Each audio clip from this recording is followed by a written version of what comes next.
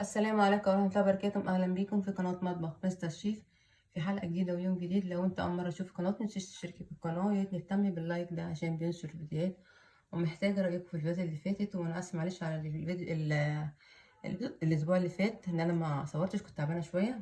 نخش النهاردة في حلقة حلوة قوي ووصفة جميلة قوي. هنعمل النهاردة الفراخ الكوري. تمام، أنا جايبة هنا فراخ شلتيش اللي هو الجلد بتاعها اللي هو التقيل التخين يعني، وشلت وزي ما شايفين كده قطعتها من النص عشان التتبيل بتاعها. ونفس الحوار الوراك نفس الحوار كده زي ما انتم شايفين. عايزين تعملوها كلها دبابيس ماشي، عايزين تعملوها فراخ سليمه زي ما انا عاملاها كده برضه مش مشكله، هتطلع نفسها برضه. كان عشان انا عندي بس فراخ المره دي سليمه فقلت اعملها بالطريقه. التتبيله بتاعتها تتبيله سهله خالص. هنحط رشه ملح، وعندنا كمان 7 بهارات. تمام كده، تتبيله سهله وبسيطه ما فيهاش اي حاجه خالص، وسهله جدا جدا وتعجبكم ان شاء الله. وعندنا كمان فلفل اسمر، وعندنا كمان توابل الفراخ. بس كده، دي كل التوابل بتاعتنا اللي احنا هنستخدمها دلوقتي. ورشه كده من توابل الفراخ بتاعتنا. تمام كده، دي التوابل. وعندنا كمان المفروض في الوصفه دي تستخدمي 5 حبات من الثوم لو هو مش مفروم. مش مفروم قصدي استخدمي 5 وحدات. ما مش مفروم استخدمي معلقه كبيره زي اللي انت هتشوفها دي كده دلوقتي. حطينا زي ما شايفه كده معلقه الثوم اللي انا قلت لكم عليها. تمام، وهنحط بالظبط كده نص كوبايه من اللبن. نص كوبايه، انا عارفه مقدار ايدي، فانت تحطي نص كوبايه بس كده. ده كله التتبيله بتاعه الفراخ الكوري بتاعتنا. تمام كده يا جماعه، هنمسك بقى ده كله نقلبه كده مع بعض تقليبه كويسه. هنسيب الفراخ بتاعتنا كده قيمه ساعه بالظبط كده. وهعمل كمان جنبها الرز البسمتي بالخضار، هوريكم برضك عشان الاكله ديت عايزه رز بسمتي. تمام يا جماعه، يا ريت يا جماعه تدعموا القناه، محتاجه تدعمكم جدا جدا للقناه. عايزاكم تشجعوني، كل ما تشجعوني صدقوني حتى لو انا تعبانه هم هشتغل واعمل لكم فيديوهات كتير. خلاص كده يا جماعه اهو، خلاص كده بدلناها. هنركنها كده قمه نص ساعه او ساعه، ونرجع لبعض تاني نشوف بقيه الفراخ بتاعتنا نعملها ازاي. هنعمل الصوص بتاع الفراخ بتاعنا. عندي حاطط هنا معلقه من الكاتشب، وهنحط كمان معلقه من العسل الاسود. تمام كده، ومعلقه كمان من العسل الابيض. كل الحاجات دي يا جماعه بتدي طعم جميل جدا للفراخ، تتبيله الفراخ الكوري او الصوص بتاع الفراخ الكوري زي ما انتم شايفين كده اهو. بالظبط اللي عندي هجيب معلقه بالظبط ماشي. وكمان هحط معلقه من صويا صوص بس كده. وهنقول لك بقى الخليط ده كده كله ببعضيه. يبقى كاتشب، عسل اسود، حطينا صويا صوص وعسل ابيض بس كده زي ما انتم شايفين كده. هننزل بقى الحاجات الجميله بتاعتنا دي اللي هنستخدمها في الاخر خالص على جنب. هنجيب بقى الفراخ اللي احنا دبلناها باللبن والتوابل. هنحط كده معلقتين بالظبط من النشا، معلقتين بس مجرد، بس احنا هنعملها كغلاف، احنا مش هندبلها تتبيله يا جماعه، فاهمين؟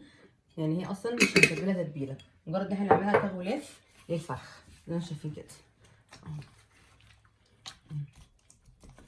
طبعا اللبن اللي جوه ده احنا محتاجينه برضه، ومحتاجين التتبيله كلها. فحطينا بس شويه نشا كده، معلقتين نشا بالظبط علشان تعملها كغلاف. وانا بشوحها على البوتاجاز. تمام كده، يعني لما نروح نشوف البوتاجاز هنعمل عليه الفراخ الجميله بتاعتنا دي. جبت الصينيه بتاعتي اللي هستخدمها، حطيت شويه زيت زي ما شفتوا كده، حاطه الزبده بتاعتي علشان هنشوح الفراخ بتاعتنا بالزبده والزيت. تمام كده يا جماعه، عايزه بس تسيح خالص، وبعد كده انزل على طول بيها الفراخ بتاعتي علشان مش عايزه تنزل ميه. ننزل بقى الفراخ بتاعتنا، اهم حاجه النار تبقى عاليه علشان ندي الفراخ صدمتها. الزبادي شايفين كده، يعني انا دبلتها بشويه اللبن وشويه النشا. عملت بس بعد ما قلت لكم كده غلاف ليها، مش تتبيله بس كده. زي ما قلت لكم لازم النار تبقى عاليه قوي علشان مش عايزه الميه بتاعت الفراخ تنزل منها. وفي نفس الوقت انا بديها صدمه ان انا مش هسويها دلوقتي كده، لا. خلاص كده حطيتهم زي ما شايفين. هنقلبهم طبعا من الوش ده ومن الوش ده، يعني لسه محطوطه فمش هنقلب دلوقتي كده خالص. اهم حاجه النار زي ما بقول لكم تبقى عاليه. وفي نفس الوقت يا جماعه لازم نجيب الفراخ ما تكونش اللي هي يعني كبيره عشان تستوي بسرعه. ماشي، زي ما قلت لكم اللي هننزع الجلد اللي هو التخين قوي لكن لو الزيت بتاعها اللي هو الرقاق بتاع الصدر ده، الست اللي هو ممكن يتشال والست اللي ايه يتساب عادي، مش مشكله خالص. تمام كده. انا لحد ما تتشوح خالص الوش ده، بعد كده ارجع لبعض تاني. هو ده الفلفل اهي، هنلاقي بقى الناحيه التانيه.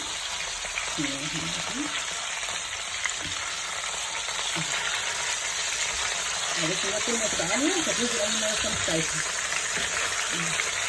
شايفين عامله ازاي؟ دي كده عايزين تستخدموا اوقات بس لسه عايزين تستخدموا فرصه ثانيه مفيش مشكله، او ضروري اللي يعجبك. هديها بقى صدمه كده من الناحيه الثانيه وارجع لكم تاني بقى عشان تشوفوا الخطوه الثانيه ايه. اول ما يجي التسويه كده خلاص شوحتها من الناحيتين. نبدا نفكر ايه بتاعت الصوص بتاع اللي احنا عملناه مع بعض.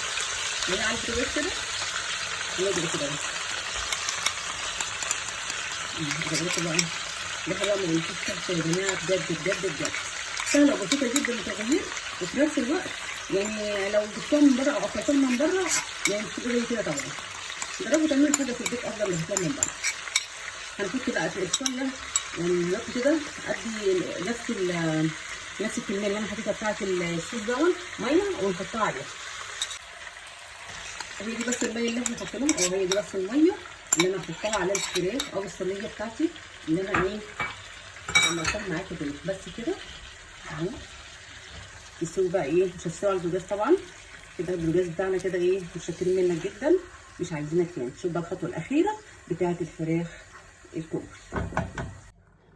هما دول كده ايه شويه الصوص اللي احنا حطيناهم على شويه الميه اللي احنا حطيناهم زي ما انتم شايفين كده. هجيب بقى ورق فويل وايه مغطياه كده اهو، وادخله جوه في الفرن على درجه 200 او درجه 180 درجه. مش هياخد حاجه على اطراف واوسط، لان الفراخ زي ما قلت لكم وزن صغير مش هتحتاج سوا خالص. تمام كده. واعمل بقى ايه شويه رز بسمتي كده حلو جميل كده بالخضار، اوريكم برده في التصوير عشان تبقى وجبه كامله مكمله. هدخلها جوه الفرن ونرجع لبعض تاني. كده بقى هنعمل شويه الرز البسمتي مع الفراخ بصوص الكوري اللي انا قلت لكم عليها اهو. ايه حطيت مكعب كبير كده بالايه بالزبده. طبعا الرز البسمتي معروف لازم يتنقع قبليها علشان ننزل كميه النشا اللي فيها، بيبقى طبعا غير النشا بتاع الرز البلدي بتاعنا. تمام كده يا جماعه. انا مدبلاجي نص ساعه دلوقتي. اعملوا بقى على قد الكميه بتاعتكم، على قد اللي موجودين حسب ما انتوا عايزين. تمام يا جماعه. بس الوصفه الاكل الرز ده طريقه جديده حلوه تعجبكم قوي في اي حاجه مشويات، اذا كانت كفته اذا كانت فراخ اذا كانت لحمه.